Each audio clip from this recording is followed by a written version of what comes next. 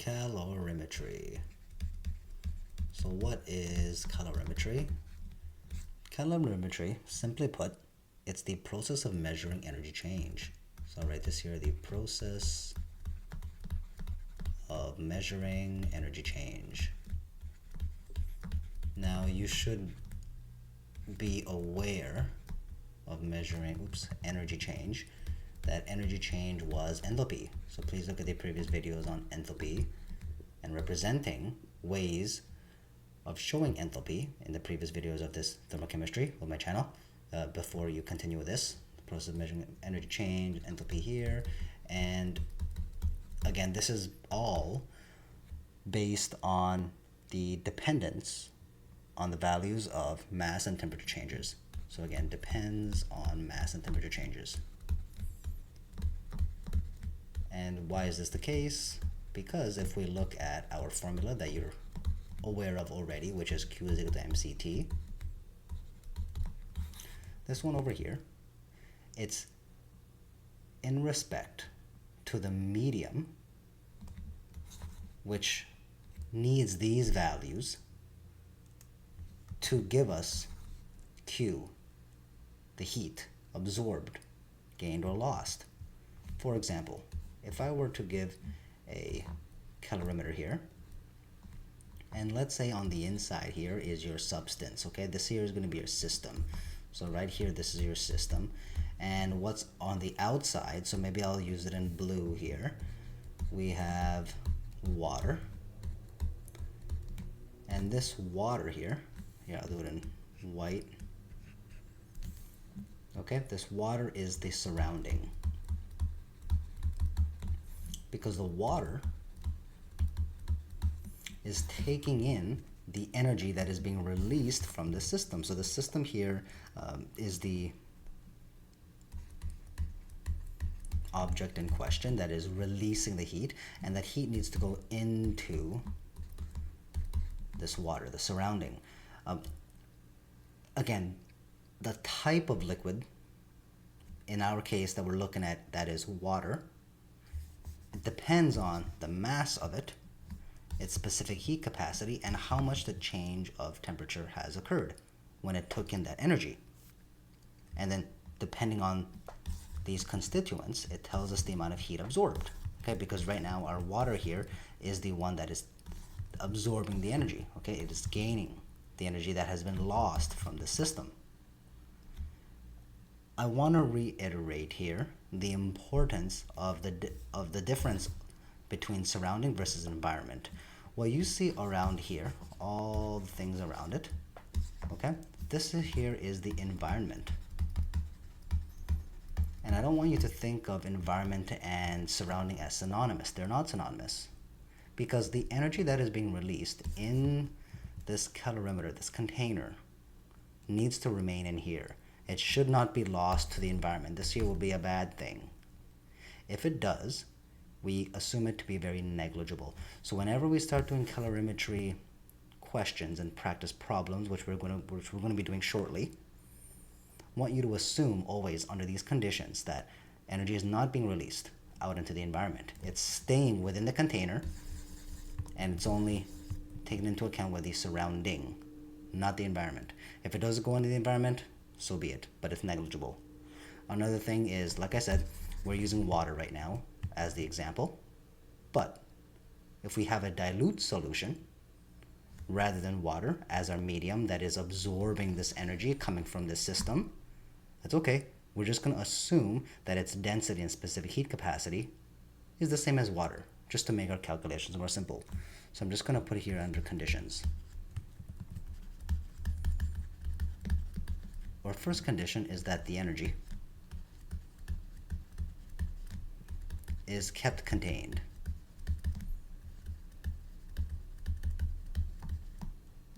And not lost to the surrounding environment.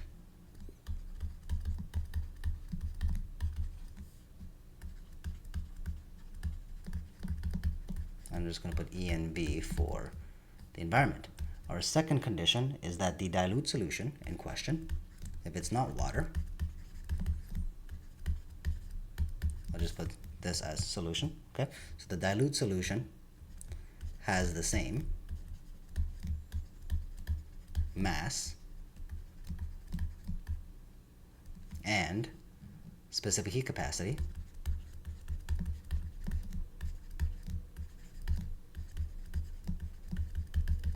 as water, H2O liquid. All right, looking at this first question here, how much would the water temperature change if this many grams of sodium peroxide is added to this much water? Okay, again, peroxide here is the system, right? It's the substance that is releasing the energy. We're going to look at two formulas. Again, you should be familiar with these if you've been looking at my previous videos on this channel. So Q is equal to MCT is what we've looked at. We've also looked at delta H, so our enthalpy is equal to the amount of moles multiplied by the standard molar enthalpy. We're going to use this formula over here first. Why? Because the question is literally asking for the water temperature change. That's literally delta T. So it's in part of this formula here, so obviously we've got to use that. So we're going to use Q is equal to MCT. From here, again, we want to use water, because water here is the one that is taking in the energy. The peroxide here is releasing energy, right? It's releasing oxygen and it's going into the water, so the water is absorbing it. So it's important that this heat here is going to be taken in by the water. So all of these variables here need to be pertain to water. So we have our M of water. As you can see here, it's 110 milliliters. I know it's in volume, but you can just change this into 110 grams because milliliters and grams are the same unit. They're the same base unit foundation in the metric system. So grams and milliliter can be the same. So we're just going to put 110 grams. Our specific heat capacity is 4.19 joules per gram multiplied by degrees Celsius multiplied by the delta T. We have no idea what that is. That's obviously what we're trying to find, so we're going to leave it here so that we can isolate it near the end. But we're left with Q. What is Q? Well, we got to figure out the heat. Well, we can't find the heat right now, but we know in our thermochem equation here, it says delta H, right, is negative 285 kilojoules. But this here is for the whole thermochem equation, right? It's for every 2 moles of this Na2O2. So this here is not the molar enthalpy, because if it was molar enthalpy, it would be a different value. Why? Because right now it's not molar.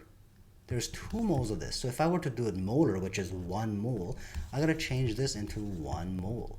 So right now it's 2. I'm going to just divide by 2. So if I divide that by 2, everything else is going to divide by 2, even this value here.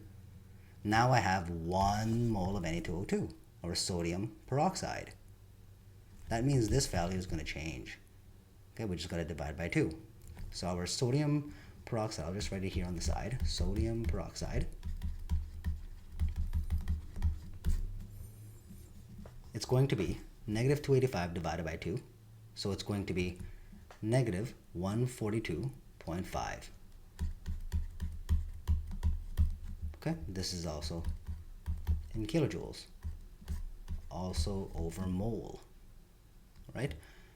How did I get that? Again, I just divided it by 2, but if we want to have a look at it this way, our delta H, okay, which would have been this value over here, negative 285 kilojoules. So like I said, this one, negative 285 kilojoules. So let's write that here. Negative 285 kilojoules is equal to the amount of moles. How many moles of that did we have? The one that's releasing the oxygen, right? It is 2 moles. So I have to write 2 moles over here multiplied by, our molar enthalpy. We're just going to divide by 2 moles here. If you do it on the right side, like that, you're going to do it on the left side. So now I'm left with my standard molar enthalpy. So we got negative 142.5 kilojoules per mole. Okay, that's how I got this value here. So this is the sodium peroxide. However, again, this is of the sodium peroxide. I do not want sodium peroxide. This is all in relation to water, so I can't put this value over here. I need to do it for water. How do I do it for water? Well, I'm just going to use this value that we have over here. Again, this is for sodium peroxide, so I'm going to write it out again.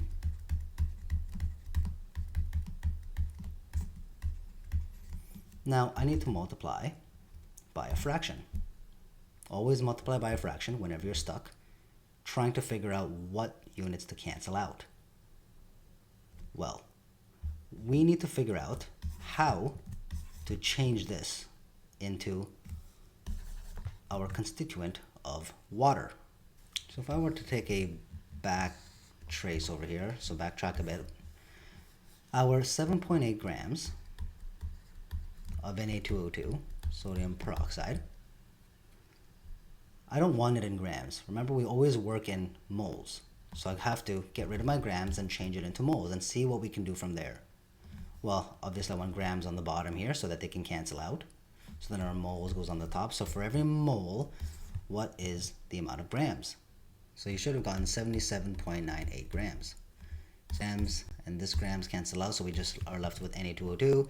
So we end up getting 0.10003.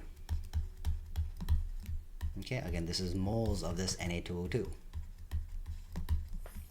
The problem is we don't want Na2O2. We want water.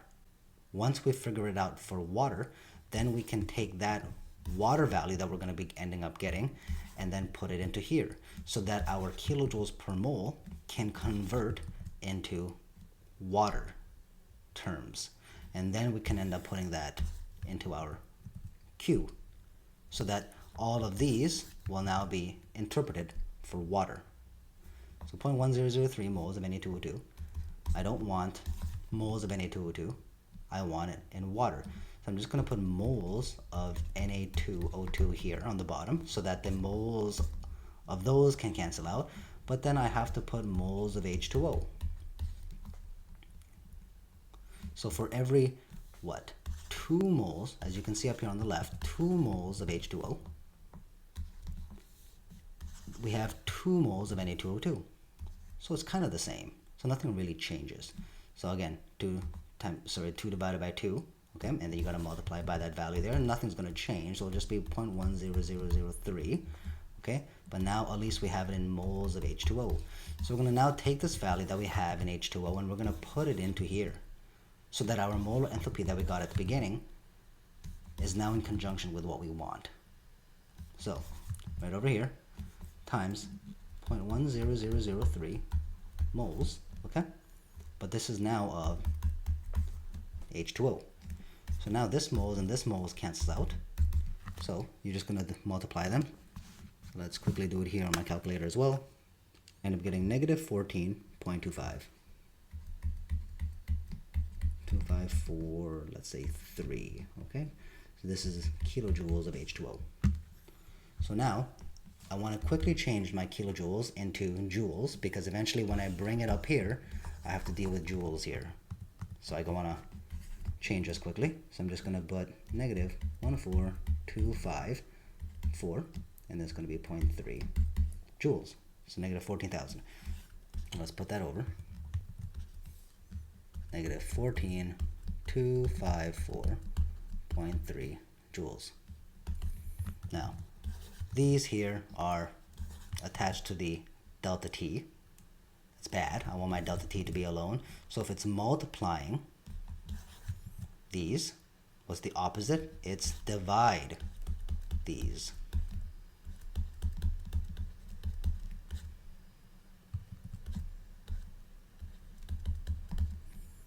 Alright, so then these all cancel out.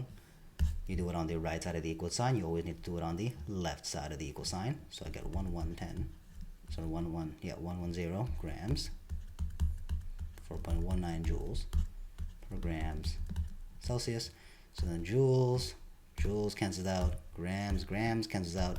So I end up just getting this divided by that product.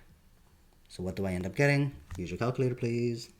I end up getting negative 30.92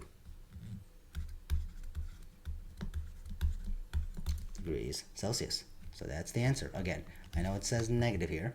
We could have actually just gotten rid of the negative here and just kept it a positive because it doesn't really matter, right? We don't really care about the negative symbol that we brought over because this here was more so about the transfer of energy, right? That got secreted into the water. So now that the water has taken in that energy, we could have just changed it into a positive. I just didn't do it in the beginning, okay? But obviously it doesn't make sense if it's a negative 30 number, right? It obviously increased by a certain temperature because it got hotter. So obviously it has to be a positive, it has to be a plus 30.92 degrees Celsius, all right? So this here is your answer. All right, let's look at this question here. In an insulated calorimeter, we have this much potassium hydroxide. So let's kind of separate this into two different charts.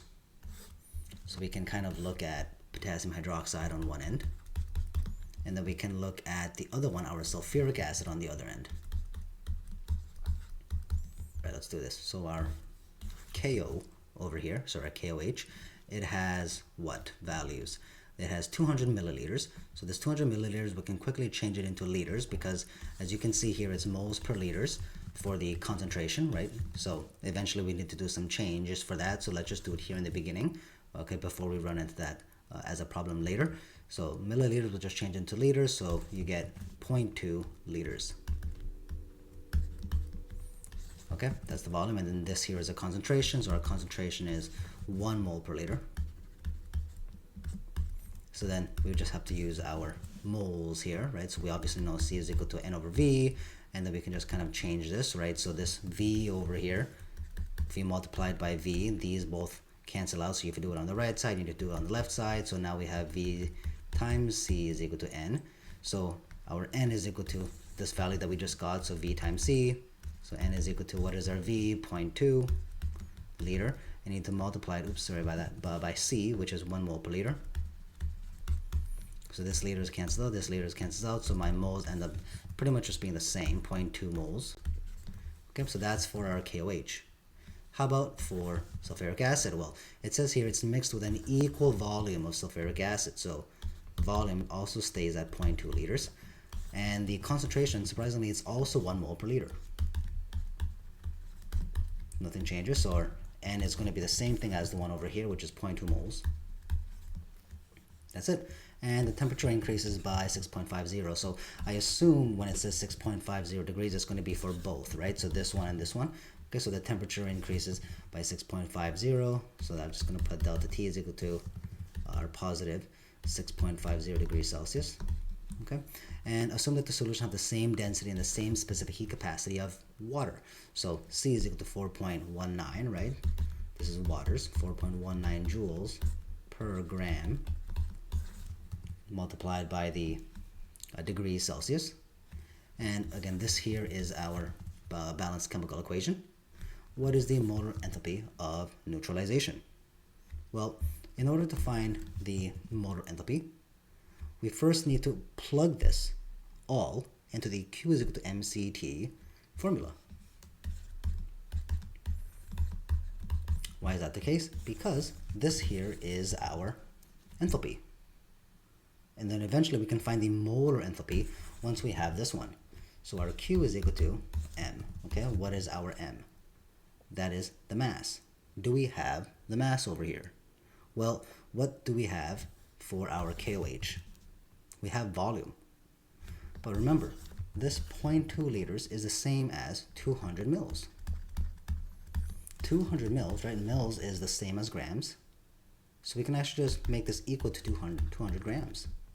Same thing for this one here. This 200 mils is the same as 200 grams.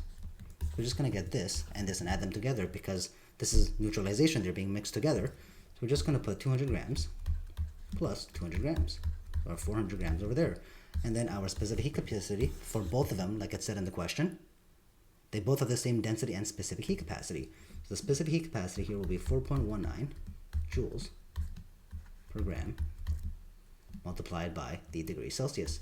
And then we have to multiply by the change of temperature. Again, both of them, right, with that together, increase by 6.50 degrees Celsius. There we have it. So then our Q is equal to our 400 grams multiplied by our 4.19 joules per gram degrees Celsius, 6.5 degrees Celsius. All of them as a product. You just do it on your calculator. You should end up getting a value of 10,894.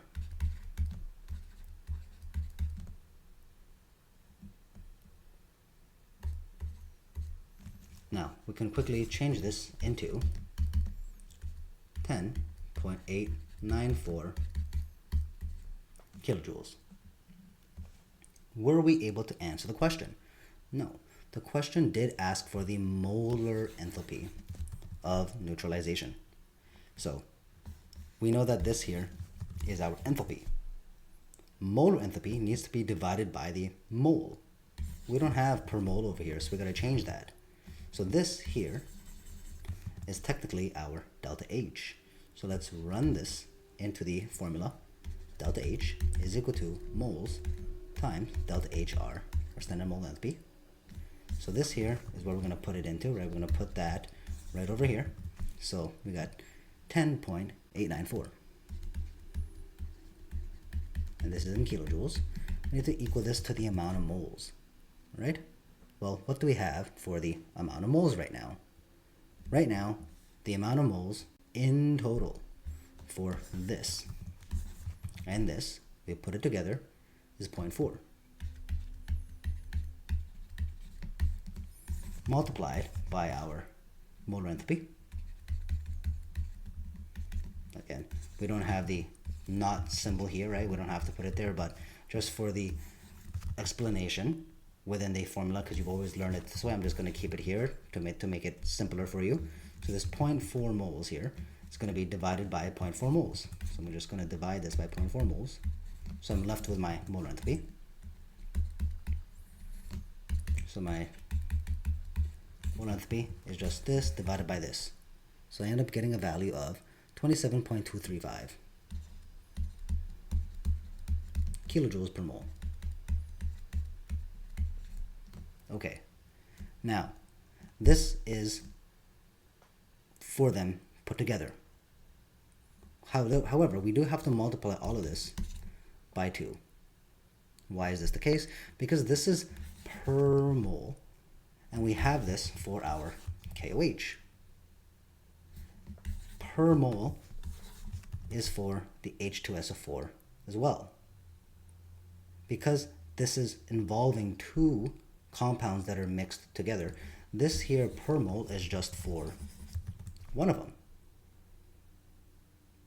If we want to put them together, we have to multiply it by 2 because there's 2 of them that are involved. So if you just multiply this all by 2, you end up getting a value of 54.47 kilojoules. Let's look at our last question over here. So it reacts violently to form this compound when placed in water, and then we have a few givens here. Well, like always, let's just write out our formulas, and see what we need to do here. Determine an experimental value for molar enthalpy. So we have to find molar enthalpy. Okay, so we got to find this one. So our molar enthalpy here, okay, is our unknown. We have no idea what that is. We have certain following data. So we can see we have mass here, and we can see that we have delta T, right? Because you can just do our final minus our initial temperature. So it's pretty obvious we got to use this one right now. So let's use Q is equal to MCT and start plugging in our numbers. All right, let's try to put this all in together. Our Q is equal to MCT means that our M here is our mass. What do we care about for the mass? Do we care of the mass for the 0.37 grams of sodium, or do we care for the 175 grams of water? Again, it's always going to be for the water because the water is the one that's taking in the energy, right? The sodium reacts violently, but that energy transfer is going to be placed and given and secreted into the water. The water is going to absorb it. So the water here, like in our previous example, right, that we just did together, similarly like that, it's going to be absorbing. It's going to be gaining in that energy. So it's important to see what happens with the water to see that energy transfer process. So our mass here is going to be 175 grams. All right, and we need to multiply it by the specific heat capacity, right? So it's always 4.19 joules for water, right? Grams multiplied by degrees Celsius, and then we have to multiply it by our change of temperature. Well, we have 25.70 and we have 19.30 initially, so you just find the difference between them, right? 25.70 minus this value here gives you 6.4. degrees Celsius. Okay, so that's gone, that's gone, that's gone, that's gone. So I'm going to end up getting a joule value here, right? So it's going to give me 4,692.8 joules, right? So that's what I have here. Now I'm also going to quickly change this into my kilojoules, because having it in kilojoules is just a smaller number, okay, just easier to deal with. So rather than 4,692, I'll just put 4.6928 kilojoules, okay? Again, so far, this is an equal sign, right? So far, all of these values here are positive because the water has taken in that heat, right? The heat that has violently formed, right? Forming it into this, right? From the sodium that's reacted, that energy is going into the water. So the water is not losing, right? The water is getting energy, it's gaining it. So of course it's going to be a positive value. It wouldn't make sense if it's negative, right? If it's negative here, it means that it lost this much energy. It's exothermic. It's not in this case, it's endothermic, okay? It's taking in that energy, so obviously it has to be a positive value, okay? But we need to change this so that it becomes delta H, as you can see right over there. Why is that the case? Because look at our delta H. Our delta H here is this, but we need to set it up into this formula, meaning we have to get our moles value of something as well, so that when we have this and this, we end up getting our molar enthalpy, because the question is literally asking for molar enthalpy. But the question is asking for the molar enthalpy of sodium. Right now, so far, all of this is all for H2O. So we're going to change it into the sodium now, okay? Not our H2O. So right now, this here, again, is for the H2O, because you already know that this is the formula that we're using. Okay, you know what? Actually, I'll just write it. Delta H is equal to, just rewrite it here. And then, so this delta H is going to be this one, right? It's the water. So this here is the water. It's going to be 4.6928 kilojoules. Okay, it's equal to the amount of moles. What is the amount of moles in question? Well, the amount of moles right now is going to be for sodium. Why for sodium? Because eventually we want to convert this constituent of H2O into our molar enthalpy of sodium, not molar enthalpy of H2O. We got to deal with it for sodium. So if we get the moles of this not in H2O, but for sodium, then we'll be able to get this value pertaining to sodium, not H2O. So I'm going to get our moles here. So I'm just going to put a little bit of a box here. How we're going to do that? Well, in the question, we were given 0.37 grams. Okay, we were given 0.37 grams of sodium. So I'm just going to multiply by always our molar mass so that our grams can cancel out because I want moles. So for every mole of the sodium, so obviously sodium is going to be 22.99 grams. So 22.99 grams, find this on your periodic table, write the molar mass. This grams cancels out. So I end up just getting 0.37 divided by 22.99. So I end up getting 0.01609 moles. And again, this is moles of sodium, right? I guess I didn't really put it up here, but you could have. You put a 0.37 grams of sodium, right? Just say it word by word verbatim, right? 0.37 grams of sodium here. Again, this is molar mass, right? So 22.9 grams of sodium per mole of sodium. Okay, so then this sodium cancels out, this sodium cancels out, so you're just left with moles of sodium, right? So that's what we have here. So this here is our moles of sodium. We're just going to put it back into our equation. Okay, so then we have our moles. Okay, so our moles here is 0.01609 moles of sodium. I'm going to multiply it by our molar enthalpy. There we have it. So all I'm going to do now is divide this by the same value. Okay, or moles of sodium. These cancels out really, really nicely. But if I do it on the right side, I need to do it on the left side. So now I get 0.01609 moles of sodium. Okay, so I'm just going to bring this over here to finish off this question, right? our molar enthalpy here is going to be this divided by this. So 291.66, all right, kilojoules per mole of sodium. Again, I'm just going to change this into a negative. Why am I doing this? Okay, the reason why is because unlike Q, right, which was our delta H, which took in the energy from that violently reactant sodium, it's going to absorb it, right? So this took, right, this water here, remember we dealt with this all water, okay, all of this was water. It took in energy, so obviously it's going to become hotter. It's going to be more endothermic. It's going to take it in, and it's going to become obviously a positive value, right? More positive means it's getting hotter. However, on the contrary, what we've looked at right now is the energy release of the sodium. So if the sodium released that much energy to go into my H2O, rather than having a positive value here for our Na, it has to be a negative value here.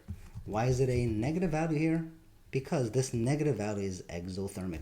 So the sodium lost energy for it to go into that H2O. So I'm putting a negative value over here.